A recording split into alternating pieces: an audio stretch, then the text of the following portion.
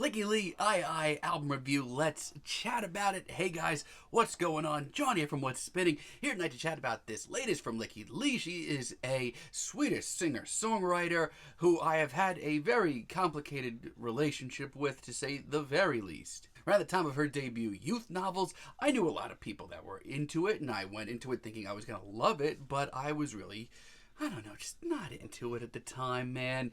A lot of the album put me to sleep. I mean, there was a good couple of ideas from track to track, but like most of the time, I thought this was a pretty faceless debut. For my money, though, her follow-up, Youth Novels, is 1,000,000,000 times better. This is a bold album with a serious adventurous side. Showed Lykke really going into some pretty interesting different directions. On top of all that, Lykke just seemed so much more confident with her sound. Enthusiastic, even. It is so good. I also really liked her last album, I Never Learn. It was power ballad heavy for sure, but the gloomy nature and big production here worked a lot for me.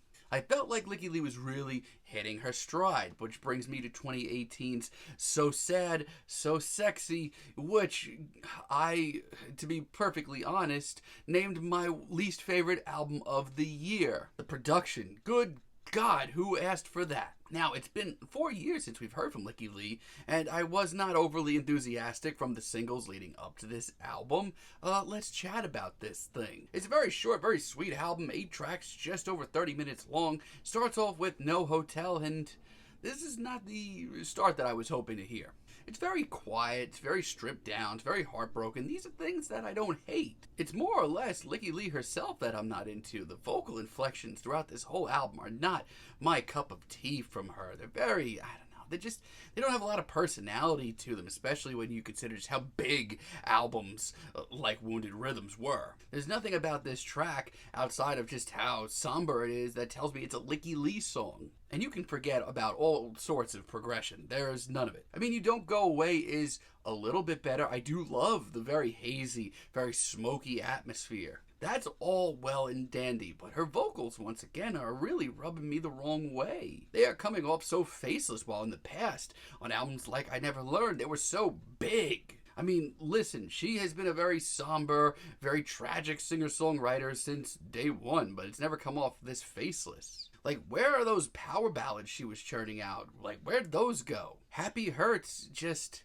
once again, does not move me either one way or another. It's more of the same. It's another deeply depressive, very quiet ballad. And that's fine, but like, nothing about this like really grabs me or shakes my bones or just really makes me want to listen to it again. And much like the last track, I actually really like the smoky, very bluesy, dreary atmosphere. That's really cool. It's something to get lost in, but Lykke drags me right out of it, honestly. She's doing nothing to really capture my soul. And once again, there's no progression here. And then we have, like, the finale here, You and I. And, like, I feel like her heart's in the right place, but I just worry that it's not grabbing me. This album isn't for me. Structure-wise, this track is a complete mess. It's all over the place. Half the vocal effects are unnecessary, and the other half of them are obnoxious. Did I mention this track is over 7 minutes long? The production is cool at times, once again, but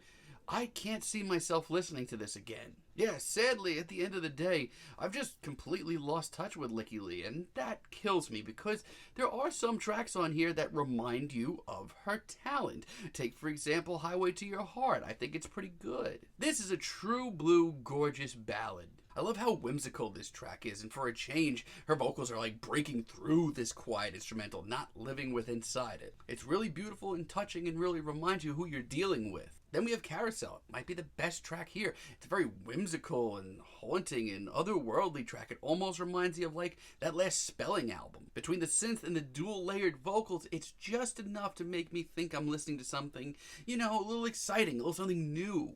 And in its own enchanted way, it has a lot of heart. It's not like Lykke is out of ideas. I really needed more tracks like this. 5D is pretty good too. This is much more in line of where I thought this whole album would be sounding. It's really light. It's got a lot of atmosphere once again, a ton of heart.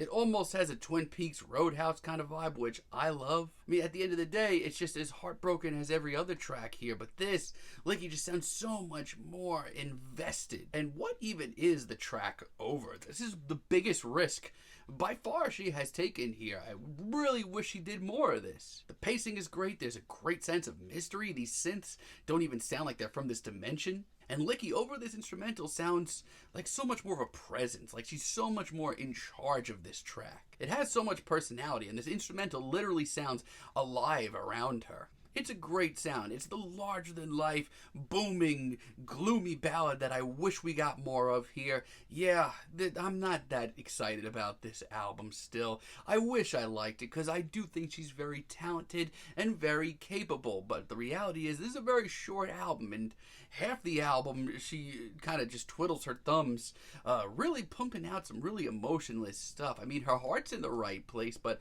there's no sign of progression. There's nothing really gripping my heart or my soul on this album. And the other half of this album just is really frustrating because it's actually got some pretty cool ideas. I wish she took more risks, and I wish she just sounded, you know, a little bit more capable here. I wish she took more chances, because there's potential here, but for now, I'm not into this. I'm not into this at all. I'm feeling a strong file on this album, but let me know what you guys think down below. If you liked the video, be sure to give us a like, give us a subscribe, and let me know down below what you would like for me to chat about in the future. And until next time, have a great day, guys.